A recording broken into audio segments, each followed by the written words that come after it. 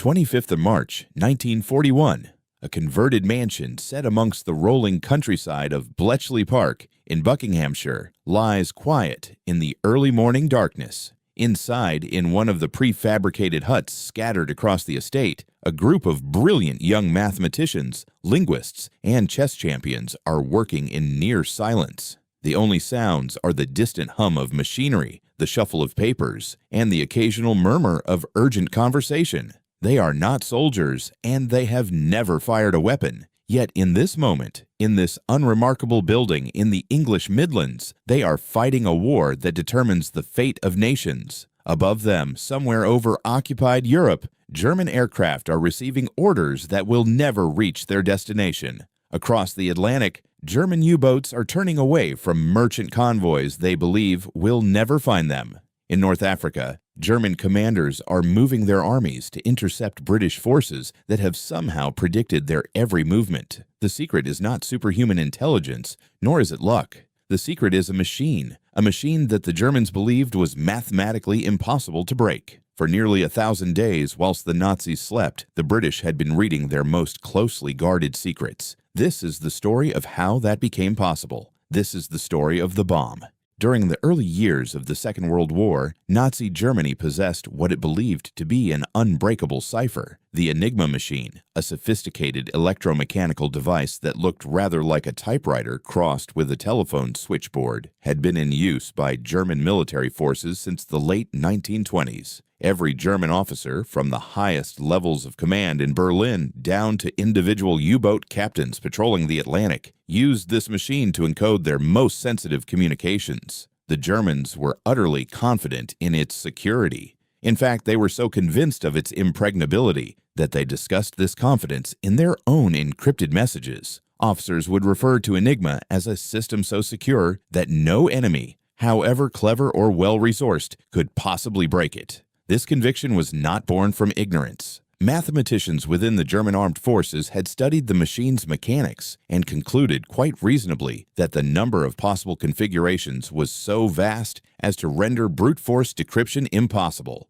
They were, by the standards of 1930s mathematics, almost correct. Yet they had made one critical assumption, that the enemy would have to work with the resources available in the normal world. They did not account for the possibility that the British would construct something unprecedented. They did not imagine that British engineers would build a machine capable of testing thousands of configurations every single minute, tirelessly, relentlessly, day after day, and night after night. The intelligence failure was not one of mathematics, but of imagination. The problem facing the Allies in 1940 and 1941 was genuinely stark. German communications were encrypted by Enigma machines deployed across the entire Wehrmacht, the Army, Navy, and Air Force. Without access to these messages, the British were flying blind. They knew the enemy was somewhere out there, but not where, and not what he intended. In the Atlantic, the Battle of the Atlantic was turning decidedly in Germany's favor. German U-boats, coordinated through encrypted wireless communications, were sinking merchant ships at a rate that threatened to strangle Britain's supply lines. In the months before the cryptanalytic breakthrough, German submarines sank over 500,000 tons of shipping. At this rate of loss, some British strategists calculated that the nation would be forced to surrender within 2 years. The mathematics were brutal. Every day without these supplies meant fewer weapons manufactured, fewer soldiers fed, less hope of eventual victory. In North Africa, German and Italian forces under Erwin Rommel were advancing seemingly unopposed. Without knowledge of his plans, his supply routes, and his intentions, British commanders were essentially gambling when they ordered their own attacks. In the air, the Luftwaffe maintained a strategic advantage. German bombers struck at targets they had chosen, and British fighter squadrons often responded too late, scrambling to intercept formations that had already dropped their loads. The gap between having this intelligence and not having it could mean the difference between an airfield being bombed and an airfield being saved, between dozens of fighter aircraft being destroyed on the ground and those same aircraft being in the air, ready for combat, beyond even these military considerations lay a deeper, more existential problem. The Germans were developing plans of staggering ambition and terrifying scope. Britain's military and political leadership needed to know what those plans were. They needed to know because Britain in 1940 and into 1941 was fighting almost entirely alone. The United States had not yet entered the war. The Soviet Union and Germany were still bound by a non-aggression pact. Britain could not afford to be surprised. Surprise could mean defeat. Before 1940, a small group of Polish mathematicians and engineers had achieved something remarkable. They had partially penetrated the Enigma system, recovering some of its secrets through a combination of mathematics, industrial espionage, and sheer ingenuity. However, as the Germans introduced new refinements to their Enigma machines, additional rotor configurations, changes to the wiring, new electrical connections, the Polish solution became obsolete. By the time war came to Poland, the nation's cryptanalysts made a decision of extraordinary prescience. They copied all their research, all their progress, all their understanding of the Enigma machine's vulnerabilities, and they gave it to the British.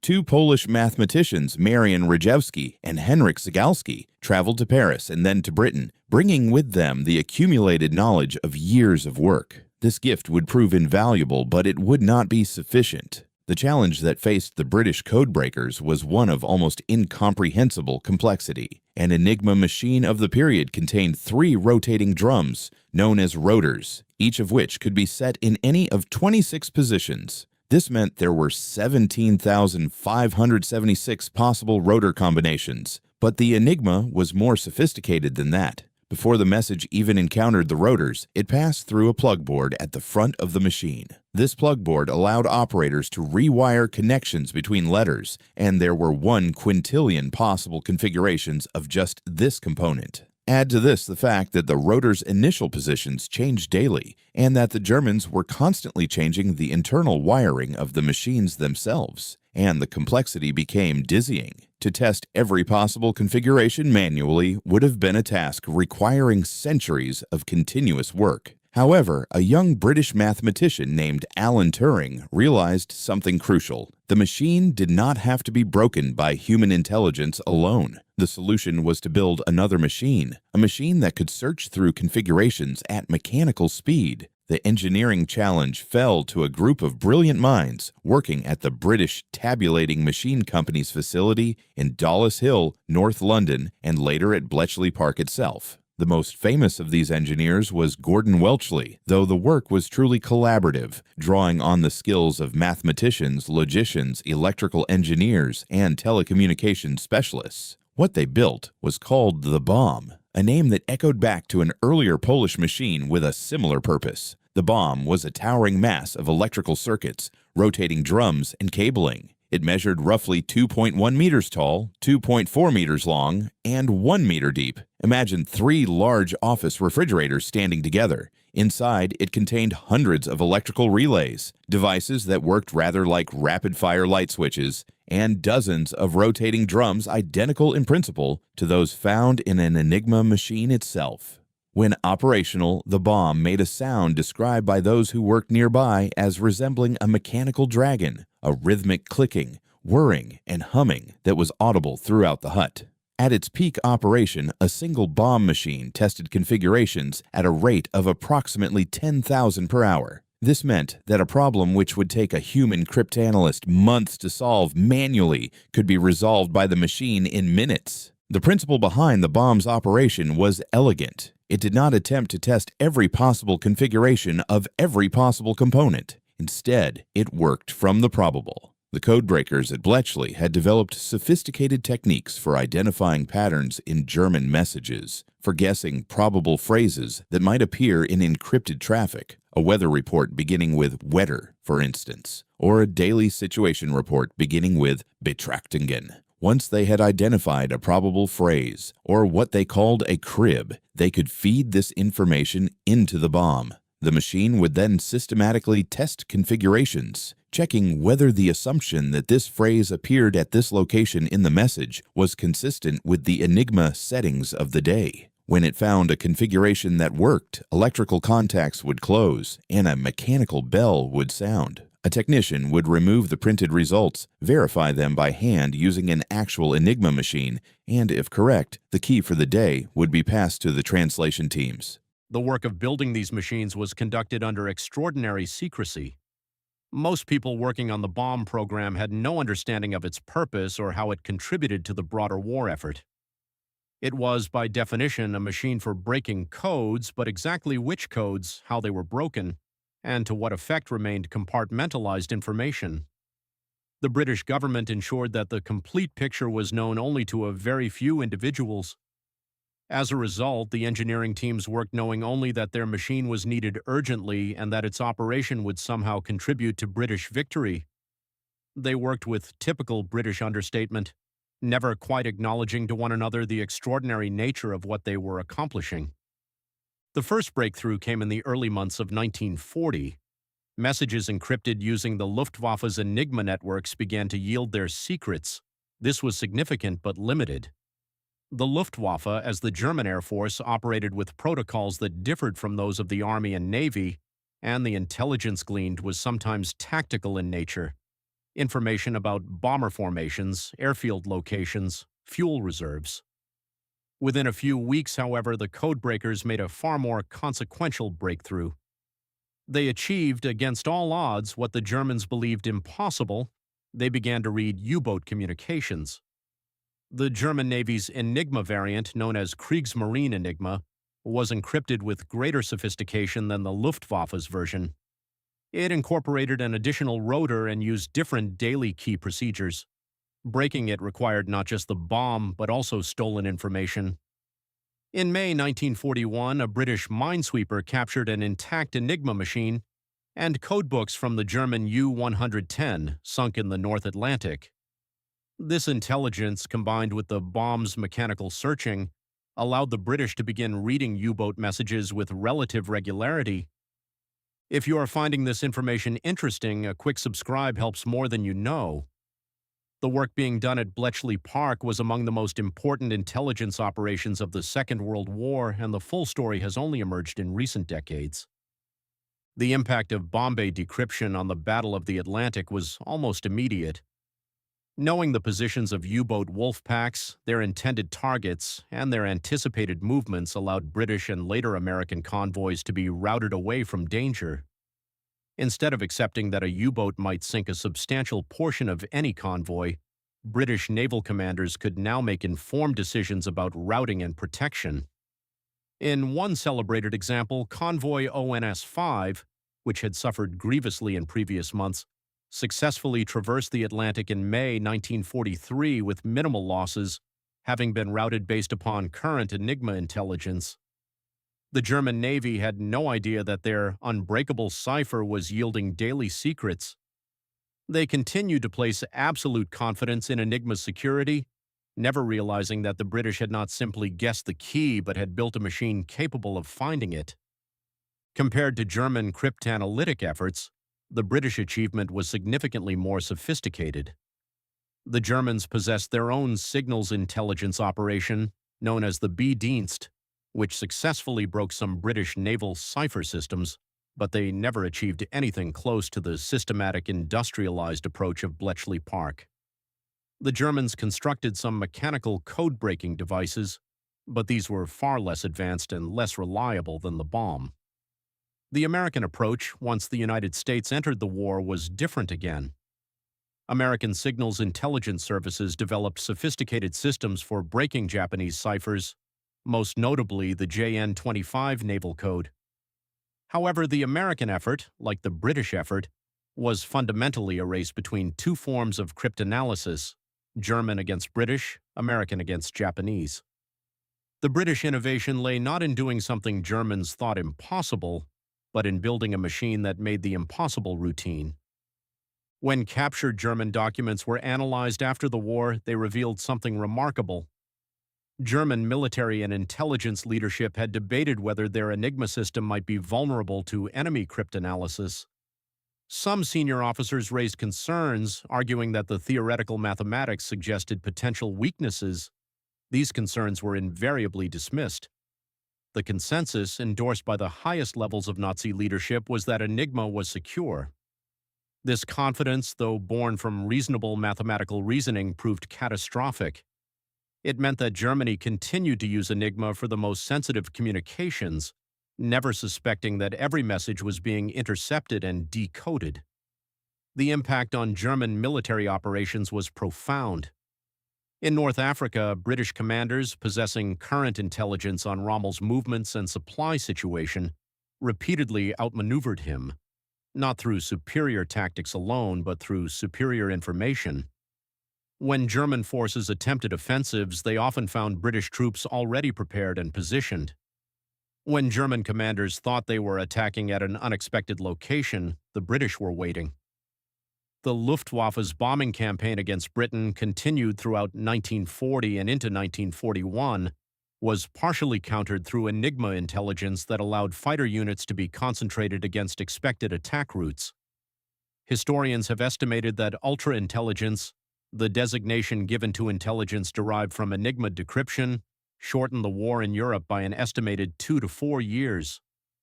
Put another way, the bomb machines operating in those Bletchley Park huts tested countless configurations every single day, and in doing so prevented millions of deaths. The legacy of Bletchley Park and the bomb extended far beyond the Second World War. The fundamental principles of machine computation that the British had developed while breaking Enigma represented, in many respects, the first large-scale automated information processing system ever constructed. The machines were not computers in the modern sense. They performed a single task with extraordinary efficiency but lacked the flexibility and general-purpose computing capabilities of true computers. Yet they demonstrated something crucial, that machines could be designed to solve previously intractable problems. The engineers who worked on the bomb program, many of them young men at the outset of war, went on to pioneer early computing development in the post-war period. Some worked on Colossus, an experimental programmable computing machine built specifically to break a different German cipher. Others brought the experience and expertise gained at Bletchley Park into the emerging computer industry. The logic that had been applied to cryptanalysis could be applied to any problem amenable to systematic logical analysis. In the immediate years after 1945, all of this remained secret. The existence of Bletchley Park itself was not publicly acknowledged until decades later. The bomb machines were dismantled or destroyed. Some were melted down for scrap metal. Fewer than 10 authentic bomb machines survived the post-war period. For decades, the full contribution of cryptanalysis to British and Allied victory remained unknown. When the Official Secrets Act finally relaxed enough to allow partial disclosure in the 1970s, and fuller revelation came in subsequent decades, the British public learned that they had possessed a secret weapon every bit as significant, if not more significant, than any military invention. Today, a fully functional replica Bombay machine stands in the National Museum of Computing at Bletchley Park. Visitors can see the device in operation, watch it test configurations, and hear that distinctive mechanical sound that once filled the wartime huts. The original machine, or what remains of it, is preserved as an artifact of extraordinary historical importance. Return then to March 25, 1941. Somewhere in the darkness above occupied Europe, a German bomber is receiving an encrypted radio transmission from its base. The aircraft's radio operator, trained to use Enigma, receives the message in German, clear and unambiguous. He passes it to the pilot. The target is specified, the approach route detailed, the expected opposition described. The message is absolutely secure, the operator knows. The Enigma machine guarantees this security. What neither the operator nor the pilot nor the commanders who sent that order realized was that the message had already been read. 7 hours earlier, before dawn at Bletchley Park in Buckinghamshire, a bomber machine had found the day's key. The message had been decrypted, translated, and analyzed. The target had been identified. The expected time of arrival had been calculated.